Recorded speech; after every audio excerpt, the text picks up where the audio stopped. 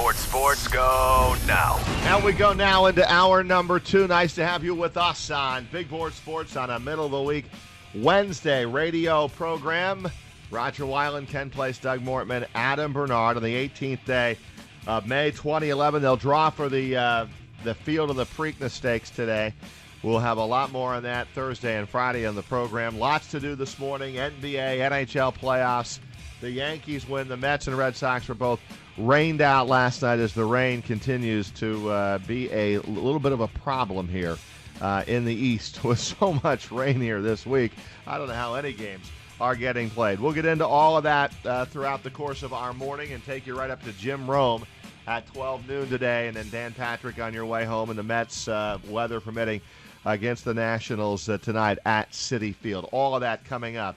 But we thought we would open up hour number 2 with a very interesting topic, and one that has been on the table for quite some time, to be honest with you, and that is college athletes, and for me, especially on the Division I level, should they be given a little bit of a stipend? And I've always been in the corner of, yeah, give them a stipend. Because honestly, most of these knuckleheads who are at these Division I schools, they're there for one reason. They want to go play in the NFL.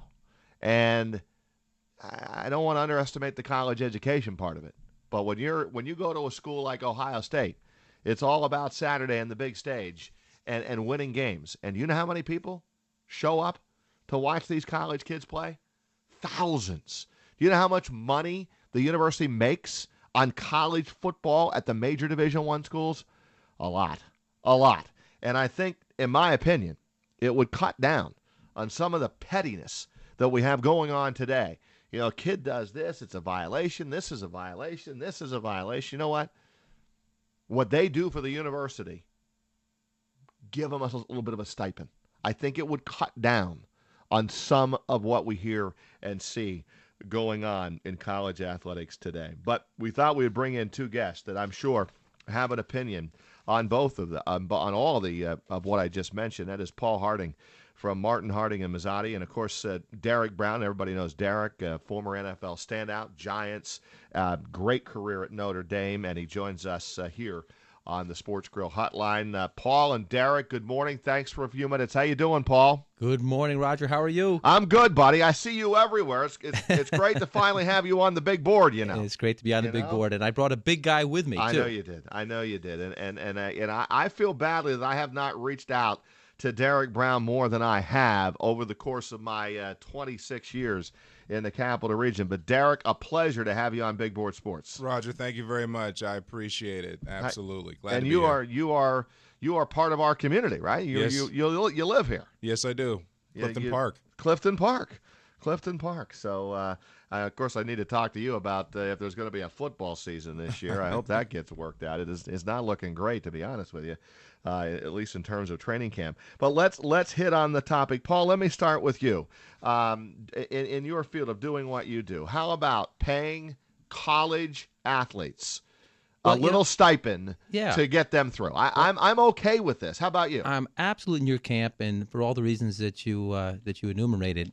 What happened earlier this month, very significant lawsuit, federal court out in California, and the judge out there said that they allowed a lawsuit to continue, and it's former college players who the universities are using their likeness in video games and using their likeness and making money on it, and they attempted to get it dismissed.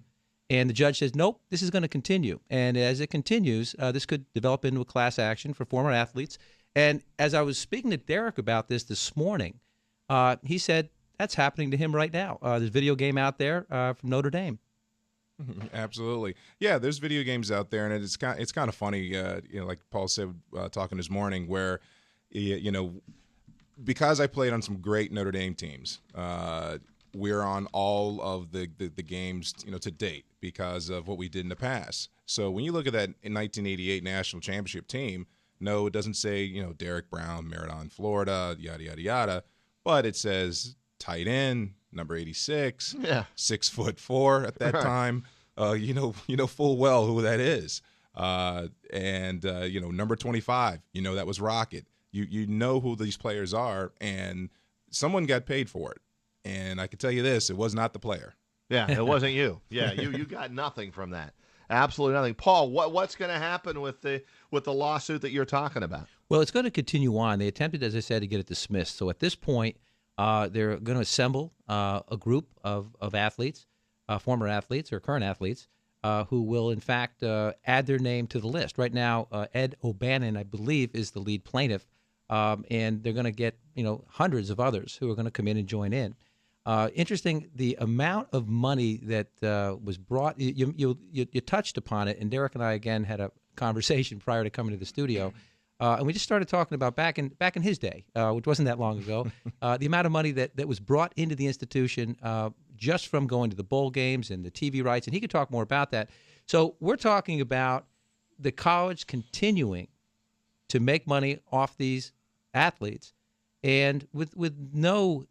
Not even a sense that they will, in fact, get any compensation. And the thing is, the NCAA rules, and I know what they're trying to do here, but they are, Derek, you can touch on this. I mean, they're a little bit over the top. I mean, really, you can't do much of anything but before you look in the rule book to find out if in fact, that is an NCAA violation. You know what? To be completely honest and completely blatant, stupid.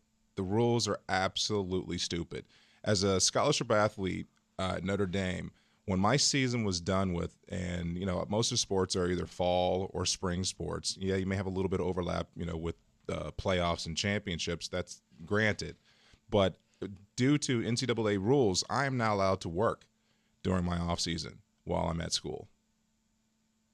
Yeah, if you can believe that. I mean, I only commitment I have is to work out. Granted, only commitment, but yes, you are in the weight room a tremendous amount of hours, but. I'm not playing football. I'm working out. I'm going to class. And, if I was, Joe Smith, student biology student, then I could work the full year. I can work during my off season, what have you. But as a scholarship athlete, I'm not allowed to because of NCAA rules. Derek, I went to school at Penn State, and I know on a Saturday afternoon at Beaver Stadium, no matter who they're playing, they're going to have 110,000 people in that stadium paying what they pay to get in there and watch a football game, and they're there to see guys like you perform and to win football games because that's what it's all about. Mm-hmm. I guess the sticking point would be when you talk about paying college athletes, all right, who gets paid? Is it just the football and basketball guys who are, the fans are turning out to see that are bringing in money to the university? How do you divvy up who gets paid and who doesn't get paid? Absolutely. Basically, the ones who are actually paying the bills, not to not to be so blunt, but yeah, it's the football or basketball teams that are bringing in the amounts of money. I was telling Paul earlier, when I was in Notre Dame during summer school, I had a sports sociology course. And I was on a panel, and the topic, can you guess? It was, should college athletes be paid? Mm-hmm. And my stance then was yes. And, a student stood up and said, well, you're getting a free education. And I said, well, you're absolutely, you are correct in that. But let's really break this down. At that time, going to Notre Dame was $18,000 a year times 4, 72,000. Let's call it 100,000. Okay. We went to 4 bowl games. Notre Dame, Notre Dame is not part of any conference. We're independent. I think the least amount that we got from any bowl game was $6 million, and we didn't have to split that with anybody in our conference. We won. Well, my tenure there, we were 43-7. We didn't lose a game for 2 years. NBC awarded us a $35 million contract. I say us, Notre Dame, a $35 million contract over 5 years. So that's another $7 million a year there. We sold out. Our stadium at that time held 56, but they probably put 60 plus thousand in there, and I believe the tickets were $50 a seat at that time. Then we went out to USC. It's 96,000 seats. We sold out there. We go to Tennessee. It's 96,000 there. We sell out there. We go to Michigan. It's 106,000 seats. We sell out there. Let's not forget to mention number 25 jerseys, number 86 jerseys, number 3 jerseys, that were sold, or anything else like that. Let's not vending, parking, everything that goes into it. I understand that a student athlete did not make it a business, but somebody's getting paid for it, and the ones that are actually out there sweat and blood. I mean, for crying out loud, in basketball, head coaches have shoe contracts, all right? And, the players are not getting any of that. They're not seeing any part of that. And the only reason, yes, there are great coaches out there, but, a great coach cannot be a great coach without great players. And Roger, I'll just jump